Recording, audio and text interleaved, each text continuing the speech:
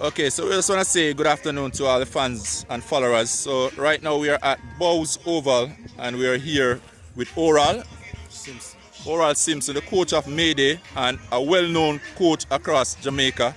And we've been asking the question, what is happening to cricket in Jamaica and, greater extent the West Indies and a whole. Who better to ask than someone who coaches at the schoolboy level?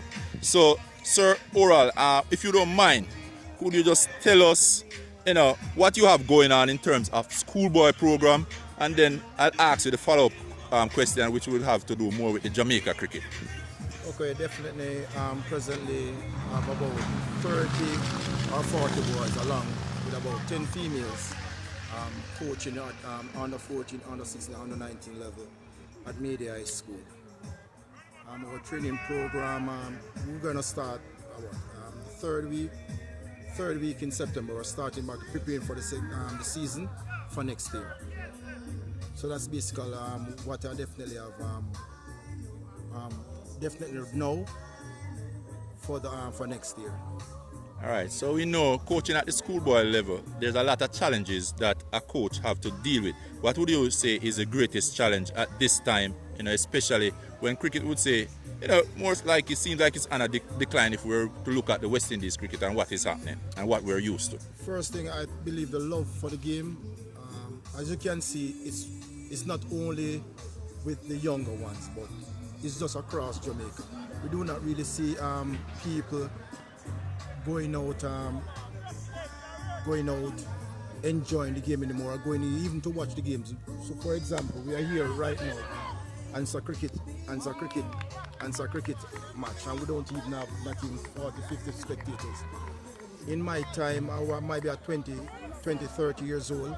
This would be a packed ground. So it's not the interest. I believe these kids, they do not really like the game. And when you definitely see someone who, especially the younger ones who really like the game, we definitely have to harness that talent.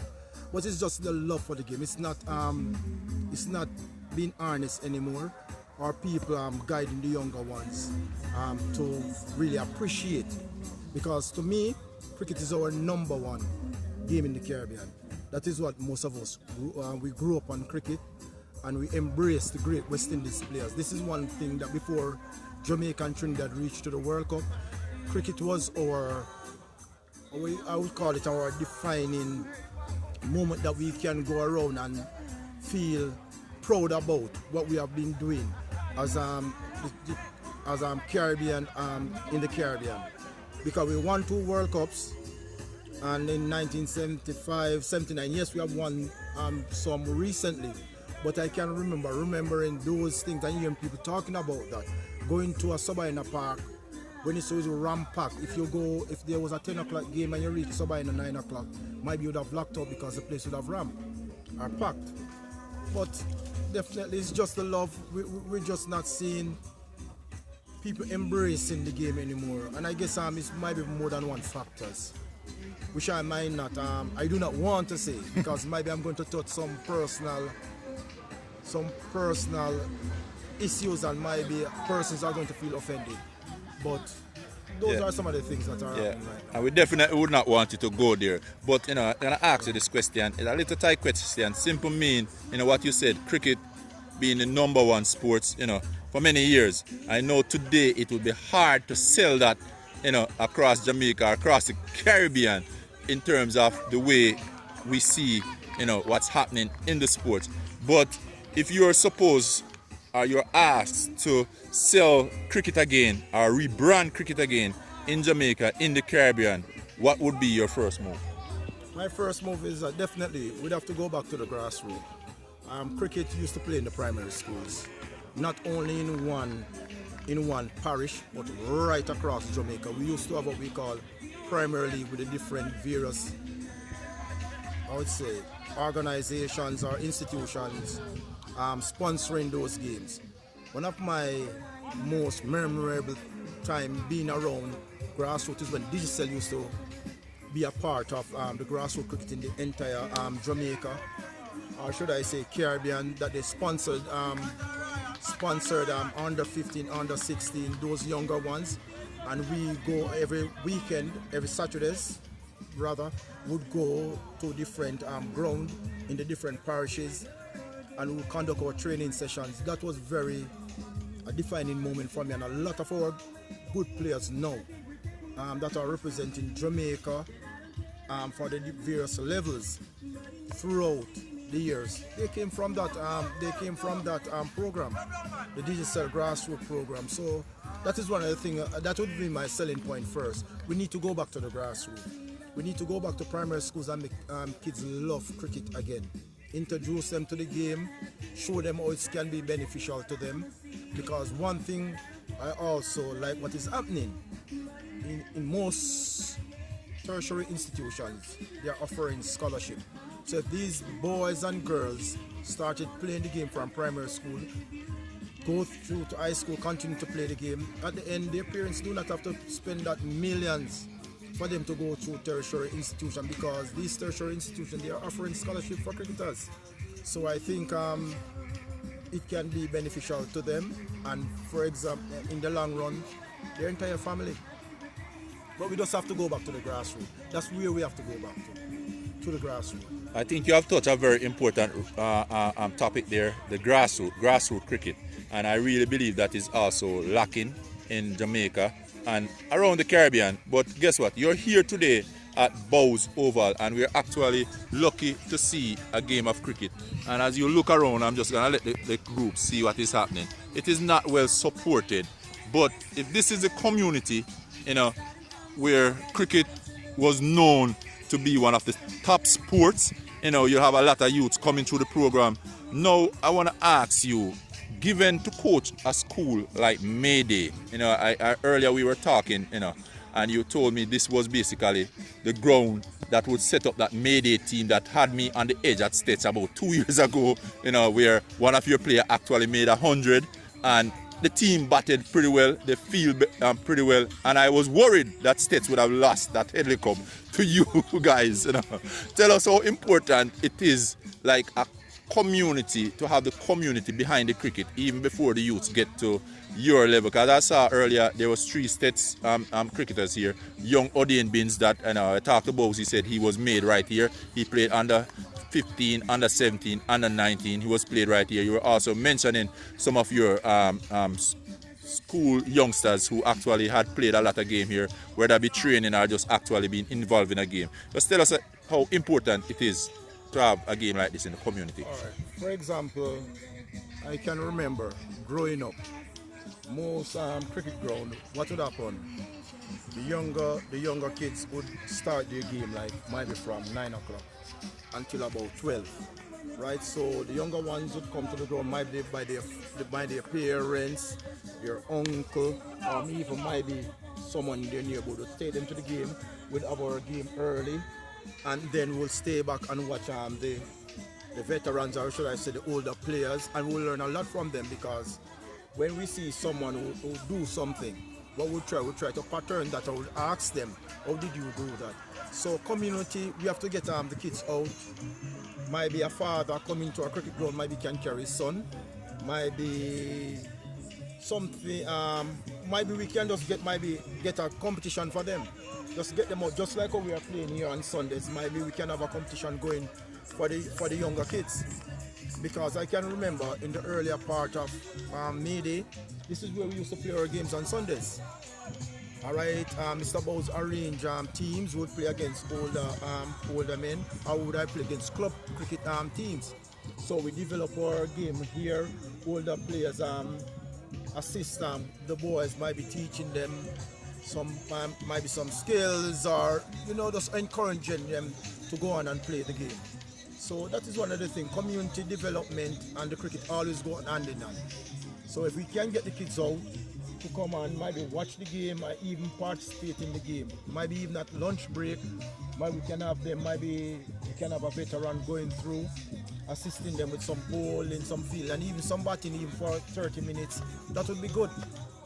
And I believe cricket will continue or start to develop again, or the love for cricket would start, kids would start to love cricket again. But football, basketball, it's just taking over our beloved game. All right, so this one, I just want to say, I've heard this under the grapevine, or under the pear tree or the ackee tree up there. You know, I understand that you not just coach for schoolboy cricket, but you have personal cricketers, whether it be female or male cricketer, who have represent Jamaica at the highest level, probably in the West Indies team. You know, it's not a selling point, but we want you to touch a little bit on that if you're able to. And also, if somebody wanna have you as a personal coach, because you know, in that sense. So, if you wanna touch on it, you know, it's up to you. But we give you the platform to do such. Okay, I started my coaching career at Eltham High School, that is in Spanish Town. My beloved Eltham High School. My heart will always be there. This is where Stephanie Taylor started, West Indies. One time she was the #1 female cricketer in the world. Rashada Williams also represented West Indies, Jamaica.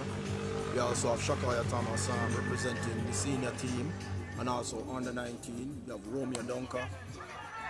And recently you have Edwards, who represented the West Indies under 19. So it's just, we just do our job, and we don't really take praises, because we are one person who like to be, you know, we are just low key. just doing, yeah, low key. We just do our job. We just do our job and just try, because the love of the game, and we're just trying to harness talent and just ensuring that we are trying our best to uplift the students who come to us, not only in cricket, because I'm also a teacher, so academics is very important to me. So the best thing for me is that most of my students, when you're leaving school, you have to leave with at least 4 CSET, and some of them got their scholarship, that I was saying before, and move on to tertiary institution. And so that is the hallmark. But my selling point is just, I just do my job, and just one thing I love is that when I see students, I cannot even call them students now, because some of them are adults, going on to represent in the various teams, whether it be at the national level or even at the international level. So that's just basically for me. All right, final question for you is, for your fellow coaches, what would you also, we know you have your program, but what would you like to see all the coaches doing? You know, if we're going to get the cricket to where it's at, I think a lot of the coaches, we have to be on the same level in terms of what we're teaching or coaching these youths, whether it be with the discipline and the mindset and the fact that they have to show up. First thing for me, every player will tell you, discipline is very important to me, extremely important to me. And then when we move on from discipline is academics. When we look at coaching overall, I believe JCA has done it, but I think they need to do it more. Okay, we need to have where we have like a pool of coaches, like on weekends, just like how we have training sessions for the players. I believe we need to have like some training sessions where we go in, because guess what? Coaching, especially cricket, things change like minutely. We might be doing a long barrier this week, and then it's a total different technique that we are doing the long barrier. So we need some more coaching programs where the coaches can go in on weekends, and we definitely keep up to date on what is happening into the game. But overall, as I'm going to tell all coaches, discipline is very important. And then we have to remember that we are dealing with people, kids. So we act like we are a father figure. First and foremost, academics is very important, because if we notice, at the end of the day, we might have 15 boys and girls coaching. Might be only one, like Ryan Edwards. As I mentioned before, he went on to play for West Indies under 19. Not all the boys or girls went to that level, right? So we have to ensure that academics is very important. We have to ensure, we have to instill in these kids that, listen to me, you might not make it to the optimal level of representing a West Indies or Jamaica team, but if you get your subject, if you should get your subjects, you're going to be okay in terms that you can be a better person. You can move on to a tertiary level. If you want to practice medicine, anything you want to become, as long as you have your academics or have a skill, you are going to be okay. But cricket, comes hand in hand with your academics and being a disciplined person. That is funny.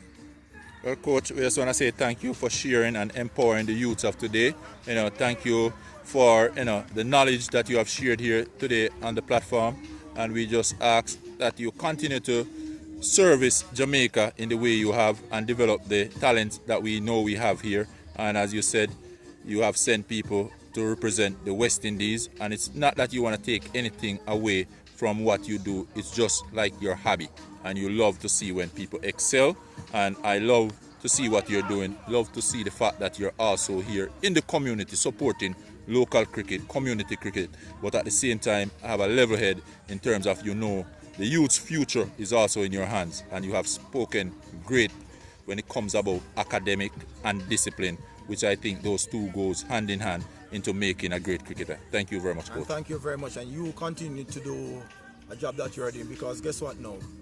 You're going to broadcast this across maybe the Caribbean, or maybe it's across the world. It's going to go, and then person will understand that we might not die straight, but if everybody hands are on board, like what you are doing now, I get the powers that be is going to see this, so maybe we can come together and form a partnership to get back Jamaica cricket and West Indies cricket on top where it's supposed to be. Because I can tell you, around the world, we have the best talent, but it's just harnessing those talents and just taking to the next level. Thank you, big boss, and I really appreciate you doing this for me. All right? Blessings, brother. All right, my boss.